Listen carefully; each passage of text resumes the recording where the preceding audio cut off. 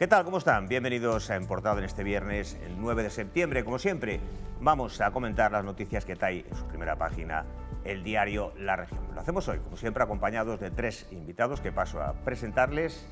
¿Qué tal, José Carballo? ¿Cómo estás? Muy bien, bienvenido. encantado. Carlos Gómez, ¿qué tal? Hola, ¿qué tal? Buenas. Carlos Pavón, bienvenido. Encantado.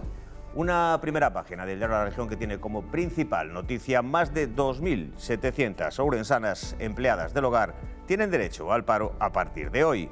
La nueva situación implica cambios, tanto para trabajador como para empleador.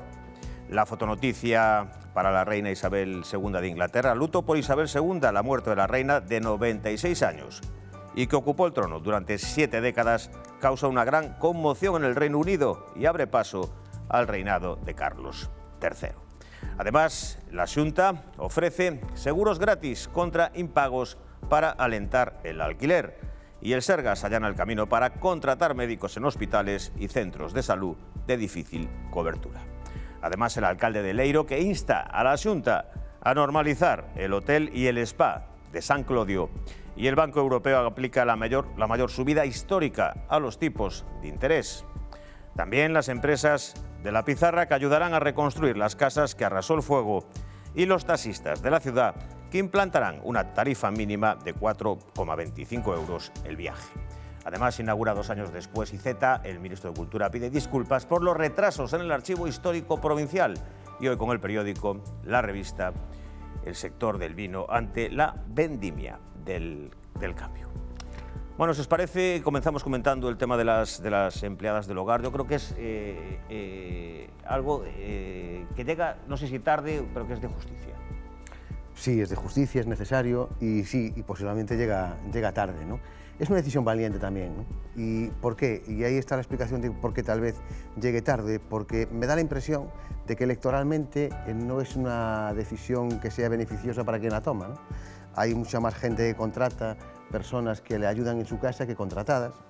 Y además, las contratadas, estas mujeres que trabajan en las casas de otros, que cuidan a sus hijos, que limpian sus casas y le hacen la comida, mayoritariamente, o un porcentaje muy importante, ni siquiera tienen derecho a voto en elecciones generales, ¿no? Y posiblemente esta explicación, que parece bastante frívola, justifique el que hasta ahora ningún gobierno hubiese tomado una decisión como esta, que insisto, por eso me parece especialmente valiente, ¿no? Justa y necesaria, yo creo que absolutamente, son trabajadoras y por tanto deben de tener los mismos derechos que cualquier otro trabajador, ¿no? Claro. Sí, pues se resuelve una terrible injusticia porque no puede haber trabajadores de primera y trabajadores de segunda. O sea, hay trabajadores dentro del régimen general y tienen que tener las mismas obligaciones y los mismos derechos. Y esto viene a restituir, pues yo creo que ese orden y lo que debe ser. Lo que lamento es que esto venga derivado de una sentencia de un tribunal europeo, si no recuerdo mal, ¿no? Que se haya tenido que llevar este asunto a la justicia europea para que se le reconozca un derecho a las trabajadoras domésticas, o los trabajadores domésticos. Y eso me hace pensar que en nuestro país muchas veces, como decir, llegamos muy tarde a cosas que parecen obvias, ¿no? O sea, que alguien que está contratado, que tiene un trabajo, pues tenga derecho a paro, tenga derecho a unas vacaciones, tenga derecho, pues eso, a trabajar dignamente, ¿no? Y bueno, esto afortunadamente, pues esto pues, yo creo que pone orden en algo que era una terrible injusticia. Claro. Bueno, digamos a reparación dunha flagrante violación dos dereitos fundamentales dos traballadores, das traballadoras, porque hai o 95% ou máis son mulleres. Como dicía Carballo, sempre foi un sector, en fin, digamos que figurou na cara B do ámbito laboral, aí nunca se mirou, e curiosamente, cando moitos dos empleadores ven perfectamente, son capaces de percibir perfectamente esa situación, porque sempre son xente que está en mellor situación cos que van a traballar, non? Entonces non se pode alegar que non habíamos percibido nunca esa situación, porque se ve perfectamente, además velo diante dos teus ollos na túa casa.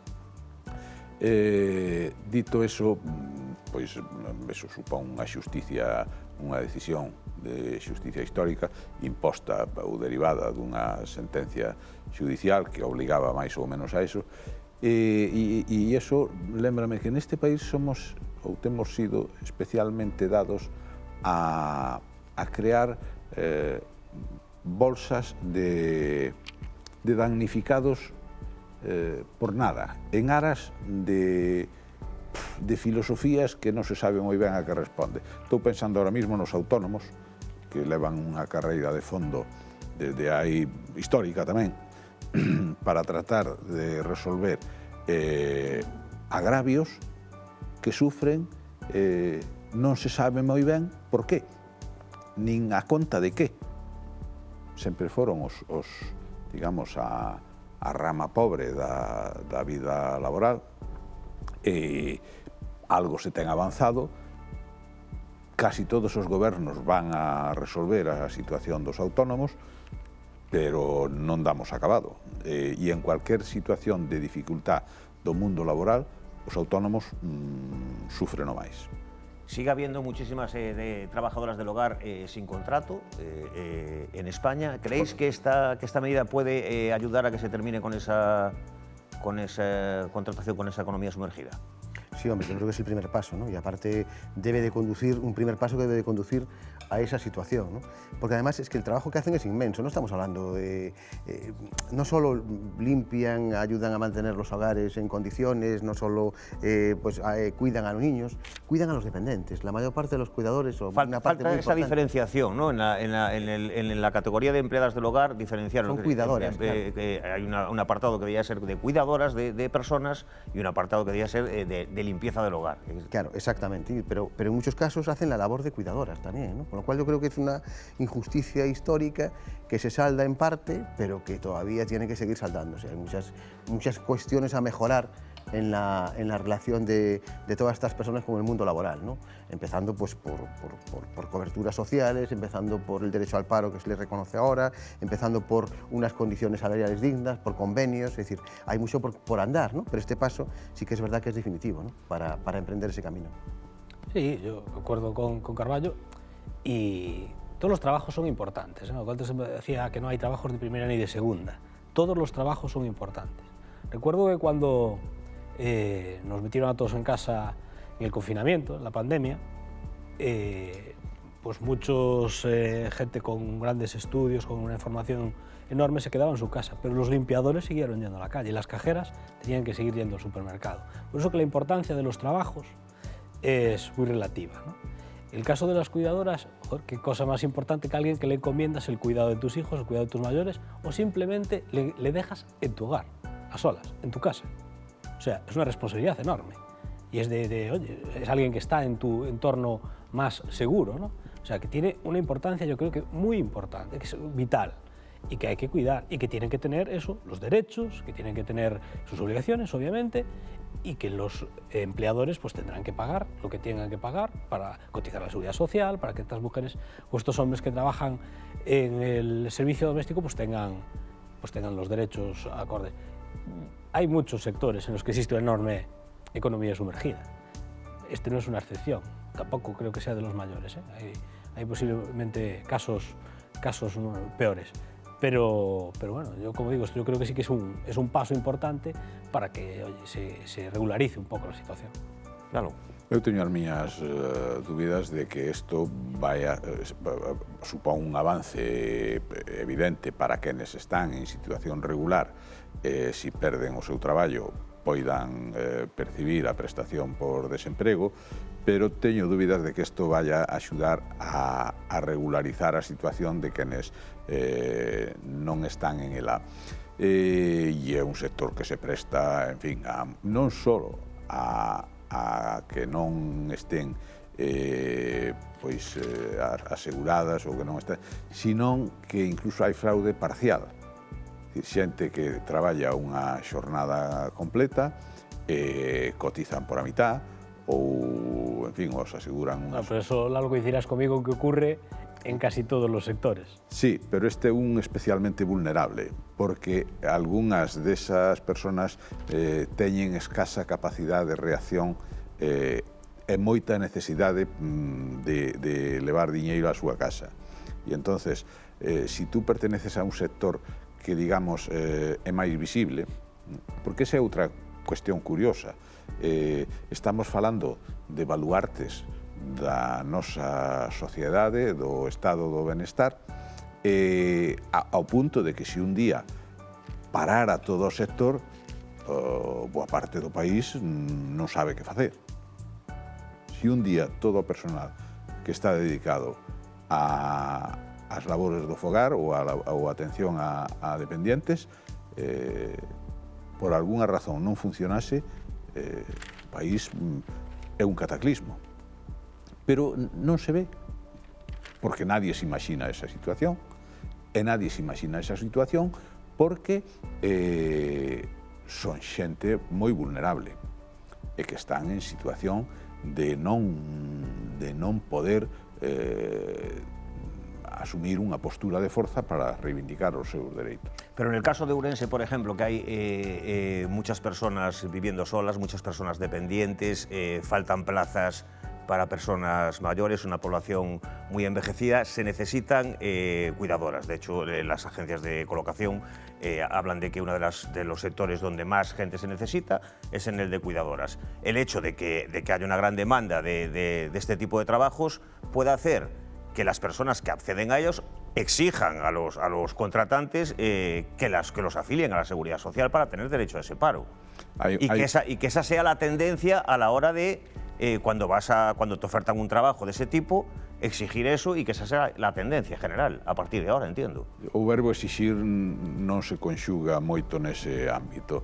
Quenes temos algunha experiencia, en fin, en ter personal para atención a maiores e cousas desas, accedes a unha realidade que te das conta e dices, pero en que mundo andamos aínda, xente que se contrata para unha cousa pero despois ten que facer outra, en fin, hai unha atmosfera moi difusa nese intramundo que a autoridade laboral, espero eu que o Ministerio de Traballo, aparte de sacar adiante esta medida, que, insisto, é moi positiva, se estimule e se incentive e se arme mellor a Inspección de Traballo para que se creen mecanismos que eviten situacións que ahora mismo casi todos temos visto ou escoitamos a menudo.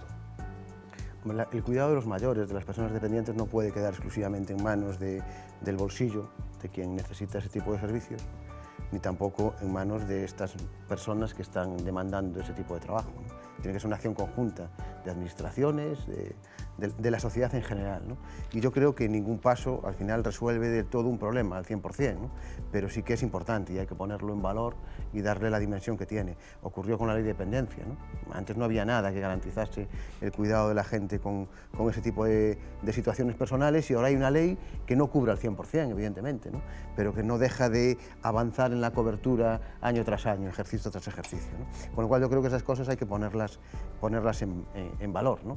Bueno, hay que hacer mucho más, por supuesto, y tienen que las administraciones implicarse más, pues también, y es fundamental y clave el papel de todas estas personas que se dedican desde el ámbito privado a la prestación de servicios de cuidado, pues también, ¿no? Pero de la conjugación de todos esos factores es donde debe salir la solución que mejore las condiciones de quien realmente necesitan ese tipo de prestación, ¿no? Sí, además apuntar que parece que es un trabajo que puede hacer cualquiera. Dice, gente que cada vez más exige hasta una determinada formación para esto. O sea, y hay cursos específicos para dedicarse a este tipo de trabajo. Y ya no hablemos de los cuidados, que a veces estamos hablando de gente titulada que desempeña esa función.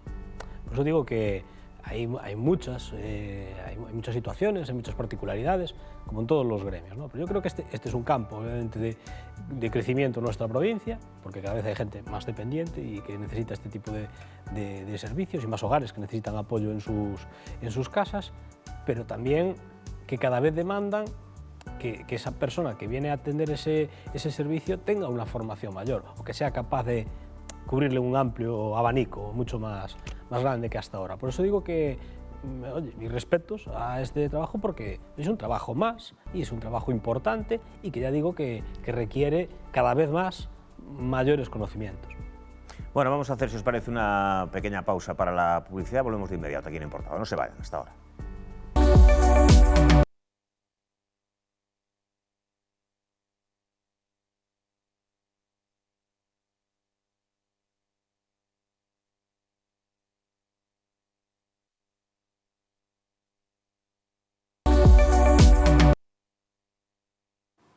Seguimos en Portada con Xosé Carballo, Lalo Gómez y Lalo Pavón. Luto por Isabel II. Algunos pensábamos que era inmortal esta mujer.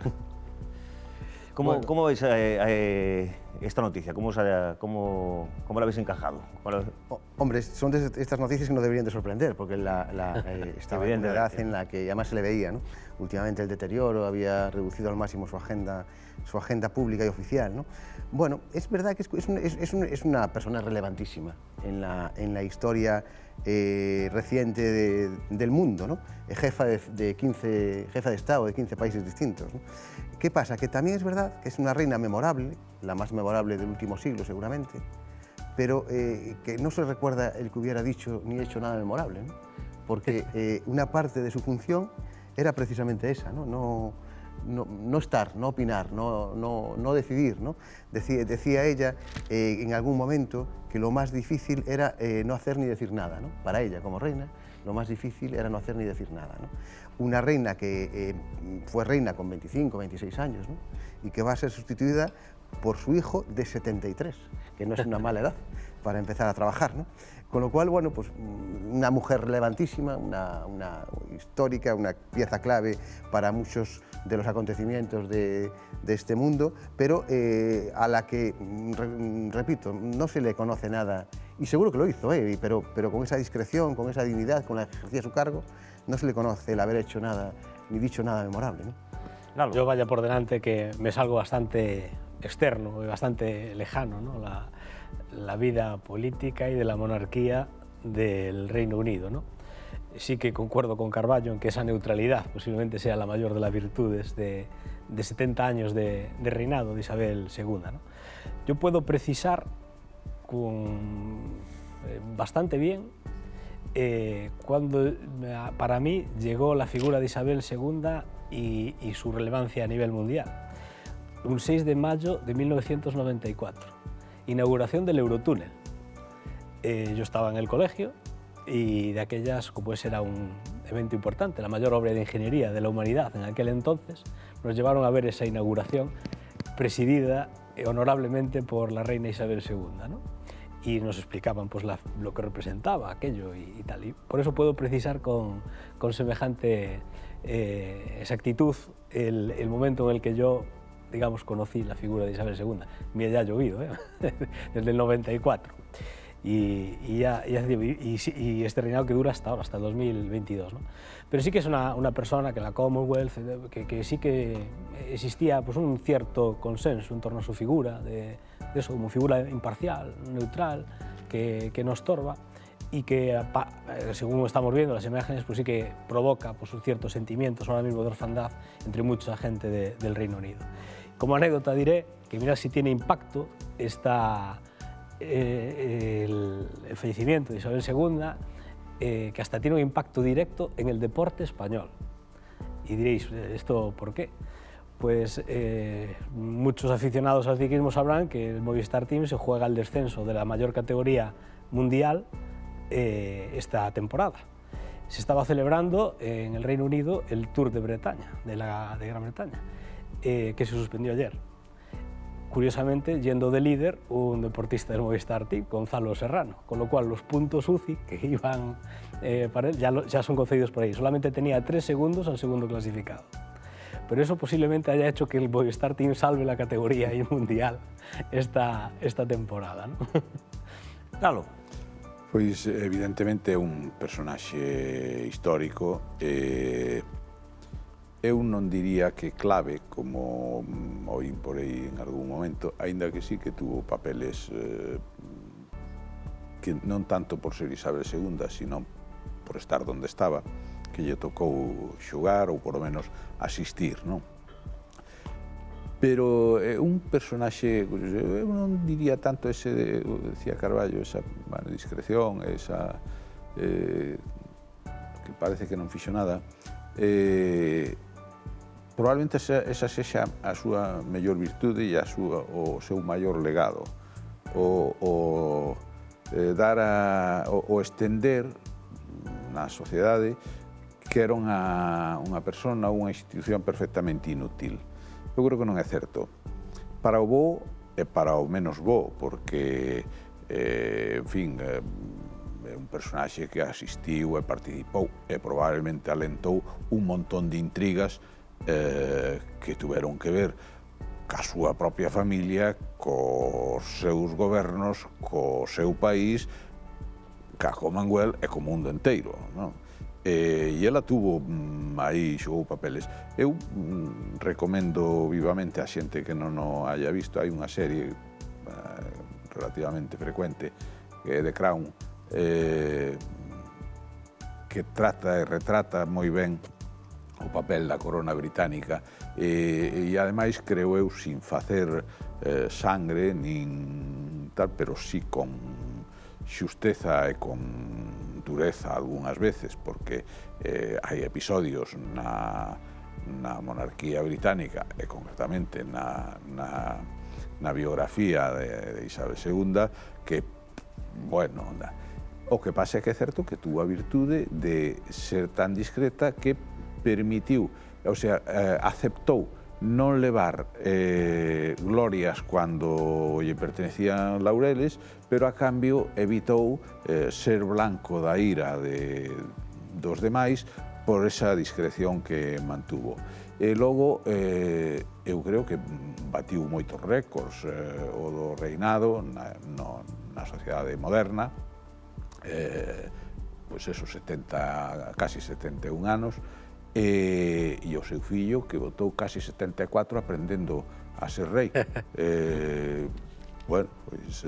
Tiempo tuvo, non? Ahora, eu creo que tardará en creelo aínda. Levarán os papeles a firmar e dirá, pero eso firmo os miña nai, non? Porque, claro, se aos 74 anos che chega a alternativa para ser algo na vida,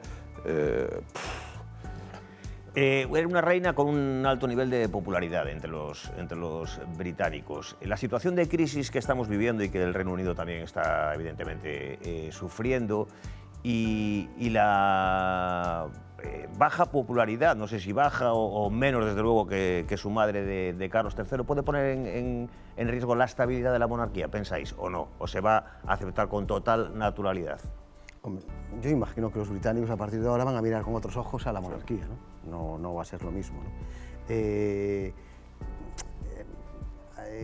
Carlos III llega, creo que lo van a nombrar rey pasado mañana, ¿no? Ella había esperado 14 días por respeto al luto de su padre y tal. Es verdad que la muerte de su padre había sido muy repentina, pero él ya a partir de pasado mañana se le ve que tiene ganas, ¿no? Pero también es verdad que llega con expediente con muchas manchas, ¿no? Hace poco se publicaba que había recibido 2 millones de euros de donaciones de la familia de Bin Laden, por ejemplo, ¿no? Yo creo que en general los británicos no van a ser tan benevolentes con Carlos III como lo fueron con ella, ¿no? Y después esa popularidad, esa querencia de la gente, lo decía ayer Trudeau, el presidente de Canadá, ¿no? Que era su persona preferida en el mundo. Bueno, la reina Isabel era la persona preferida en el mundo de millones y millones de personas, ¿no? Eso hay que ganárselo, eso no se delega, no se hereda, no se transfiere, ¿no? Y yo creo que Carlos III va a tener muchas dificultades para mantener el listón, muchísimas. Yo creo que no va a ocurrir en ningún caso. Lalo. Sí, el debate en el Reino Unido de monarquía-república no existe en este momento. Y bueno, yo creo que seguirán ligados a su monarquía. Obviamente que quizás no sea un camino tan placentero como hasta ahora y habrá un poco más de tensión posiblemente entre sus súbditos y la corona, pero no creo que así en el corto plazo exista pues una división o una polarización en el país, ¿no? Como sí existe en España, que esto también hay que hablarlo, que en España sí que existe una polarización importante y un cuestionamiento muy importante de la corona, y sin embargo en el Reino Unido eso no existe, o yo al menos no lo percibo así. Pero bueno, todo puede suceder. Antes hacía referencia a una serie y a la vida de Isabel II, Lalo, y yo diría que sobre todo los follones familiares y las intrigas palaciegas son quizás lo que más protagonismo quería. Pero que tiñan proyección sobre a vida dos ciudadanos. Sí, algunas de ellas. En algunos casos. Algunas tienen impacto directo incluso sobre la vida ciudadana. Y eso también dependerá mucho que sepa mantener esa neutralidad Carlos III, ¿no? Lo que hablábamos, el mantenerse un papel discreto, o que se lo ayuden a mantener el papel discreto, ¿no? Que no trascienda. porque Carlos III ya ha metido la pata en varias ocasiones, haciendo pública su opinión, incluso dirigiéndose al primer ministro para darle su parecer sobre determinados asuntos. Y eso trascendió, y eso sí que puede provocar un malestar entre muchos ciudadanos, ¿no? Pero bueno, también el papel de la monarquía, de las monarquías actuales, es el que es, ¿no? La influencia que podía ejercer hace muchos años Isabel II ya no era la misma que podía ejercer hoy, y los monarcas del futuro, su papel queda en el puro atrecho. Un inciso solo, la monarquía no está allí tan asociada a la ideología como aquí en España, por ejemplo, ¿no? Y tienes el ejemplo de Escocia, que es hay un sentimiento independentista muy importante, pero todos son monárquicos. Pero salvan a... Todos son monárquicos. Sí, sí. ¿no? Salvaban a Reina. Nada que ver con Cataluña, por ejemplo, ¿no? Venía escuchando en la radio hoy Castelira, o algo parecido, el Sinn Féin, no sé si fue el Sinn Féin o algo, que hicieron un comunicado pues alabando el papel de la reina. Sí, ahí lo de la monarquía está... Alabando el papel de la reina, que no deja de ser curioso. Evidente que ela soupo crear un ambiente, crearse para ela un estatus máis alá da monarquía de respeto institucional. É certo que a súa forma de conducirse lle axudaba, porque esa discreción proverbial e facer cousas sin que se notara, e a maioría das veces sin que se soupera, aínda que despois quenes tiñan que saber e quenes tiñan que estar atentos a eso sabían perfectamente cando había intervención da reina ou non había. En cuanto ao rei entrante, hombre, a súa biografía a mellor era porque estaba moi ocioso, pero está plagada de episodios tal. Hai que recordar que a súa primeira dona separouse dicindo que se separaba porque eran un matrimonio de 3. Bueno, pues alá cada quen. Por cierto, ¿qué os parece Camila Parker será reina consorte, finalmente? No tengo opinión. No tengo opinión. Pero lo que se ha escrito y lo que a lo largo de los años de Camila Parker, Yo como el Carraboixo de la hoy, reina consorte, ¿no? El Carraboixo de hoy, que era muy bueno en ese sentido, que ponía que es así que a Camila vai a ser reina consorte. Sí, sempre lle dixeron, consorte algún día poderá ser reina. Claro, pero eu creo que pode ser unha boa raíña, non?